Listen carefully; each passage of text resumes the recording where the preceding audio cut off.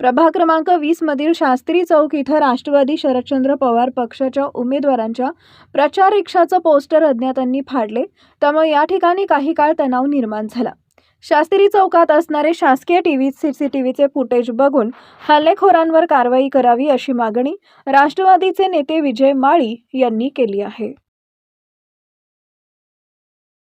मी रिक्षा driver आम्ही रमजा कुतुबुद्दीन पटवेगा। मी रिक्षा साईडला लावून स्पीकर लावायला तर तेव्हापर्यंत पाठीमागणे अज्ञात व्यक्ती आले आणि टेबल सीट होते पण पोस्टर फाडले आणि पाठीमागनं पळून गेले। मी पुढं बसलो होतो, मला या पाठीमागचं मला काय दिसलं नाही, कोण होते काय मला एवढं काय माहीत नाही। हां, आणि पुढचं काय असेल तर तुम्ही तुमच्या हिशोबाने कारवाई करा।